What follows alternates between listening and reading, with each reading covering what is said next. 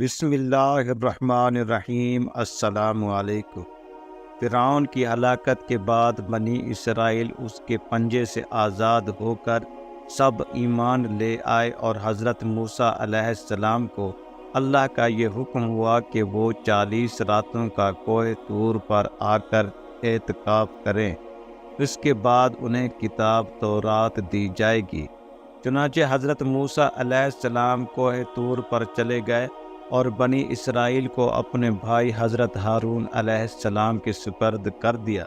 آپ 40 دن تک دن بھر روزہ دار رہ کر ساری رات عبادت میں مشغول رہتے، اور ادھر سامری کو بنی اسرائیل کو گمراہ کرنے کا موقع مل گیا۔ بنی اسرائیل میں ایک شخص تھا جس کا نام سامری تھا، جو طبی طور پر نہایت گمراہ کن آدمی تھا، جو اپنی ماں کی ایک ناجائز اولاد تھا۔ اس کی ماں نے برادری میں رسوائی اور بدنامی کے ڈر سے اس کو پیدا ہوتے ہی پہاڑ کی غار میں چھوڑ دیا تھا، اور حضرت جبرائیل علیہ السلام نے اللہ کے حکم سے اس کو اپنی انگلی سے دودھ پلا پلا کر پالا تھا۔ اس لیے سامری حضرت جبرائیل علیہ السلام کو پہچانتا تھا۔ اس کا پورا نام موسیٰ سامری ہے، اور حضرت موسیٰ علیہ السلام کا نام بھی موسیٰ ہے۔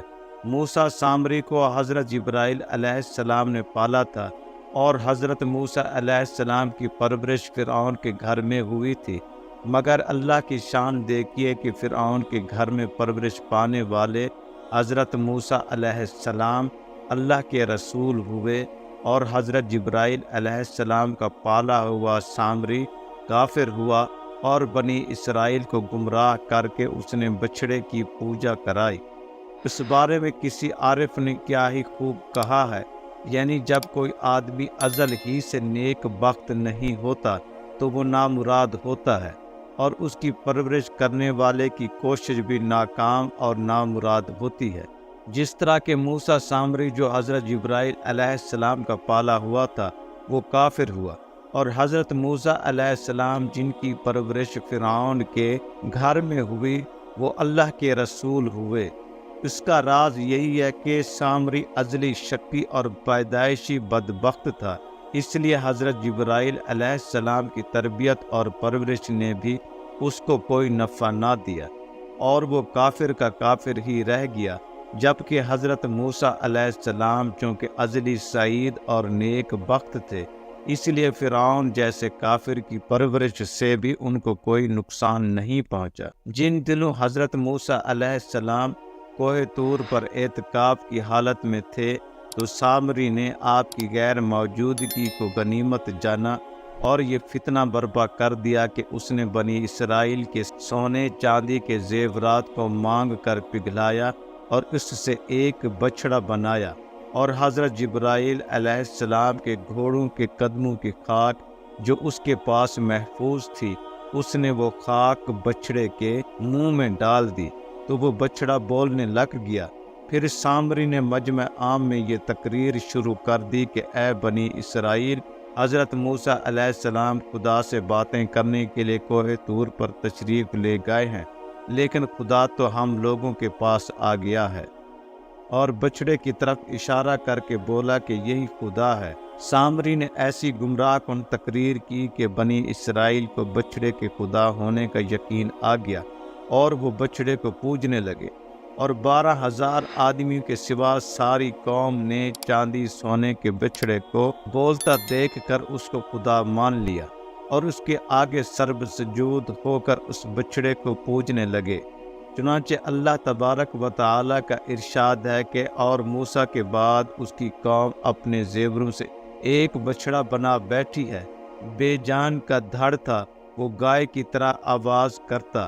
جب 40 دنوں کے بعد حضرت موسیٰ علیہ السلام اللہ تعالیٰ سے ہم کلام ہو کر اور تورات شریف ساتھ لے کر بستی میں تشریف لائے، اور قوم کو بچھڑا پوجتے ہوئے دیکھا تو آپ پر بے حد غضب و جلال طاری ہو گیا۔ آپ نے جوش و غصے میں اپنے بھائی حضرت ہارون علیہ السلام کی داڑھی اور سر کے بال پکڑ کر گھسیٹنا اور مارنا شروع کر دیا۔ اور فرمانے لگے کہ کیوں تم نے ان لوگوں کو اس کام سے نہیں روکا۔ حضرت ہارون علیہ السلام معذرت کرنے لگے، جیسا کہ قرآن مجید میں ہے کہ کہا اے میرے ماں جائے، قوم نے مجھے کمزور سمجھا اور قریب تھا کہ مجھے مار ڈالیں، تو مجھ پر دشمنوں کو نہ ہنسا اور مجھے ظالموں میں نہ ملا۔ حضرت ہارون علیہ السلام کی معذرت سن کر حضرت موسیٰ علیہ السلام کا غصہ ٹھنڈا پڑ گیا۔ اس کے بعد آپ نے اپنے بھائی حضرت ہارون علیہ السلام کے لیے رحمت اور مغفرت کی دعا فرمائی۔ پھر آپ نے اس بچڑے کو توڑ پھوڑ کر اور جلا کر اور اس کو ریزہ ریزہ کر کے دریا میں بہا دیا۔ پھر اللہ تعالیٰ کا یہ حکم نازل ہوا کہ جن لوگوں نے بچڑے کی پرستش نہیں کی وہ لوگ بچڑا پوجنے والوں کو قتل کر دیں۔ چنانچہ سامری سمیت 70,000 بچڑے کی پوجا کرنے والے قتل ہو گئے۔ اس پورے واقعے کا ذکر قرآن پاک میں بھی کیا گیا ہے۔ مذکورہ بالا قرآنی واقعے سے خاص طور پر 2 سبق ملتے ہیں۔ اس سے علماء کرام کو یہ سبق ملتا ہے کبھی اپنے مذہب کے عوام کی طرف سے غافل نہیں رہنا چاہیے، بلکہ ہمیشہ عوام کو مذہبی باتیں بتاتے رہنا چاہیے۔ آپ نے دیکھا کہ سامری نے 40 دن حضرت موسیٰ علیہ السلام کی غیر موجودگی سے فائدہ اٹھا کر ساری قوم کو بہکا کر گمراہ کر دیا، اور یہ کہ حضرت جبرائیل علیہ السلام کے گھوڑے کے پاؤں کی خاک میں جب یہ اثر تھا کہ بچڑے کے منہ میں پڑتے ہی بچڑا بولنے لگا، تو اس سے معلوم ہوا کہ اللہ والوں کے قدموں کے نیچے کی خاک میں بھی خیر و برکت کے اثرات ہوا کرتے ہیں۔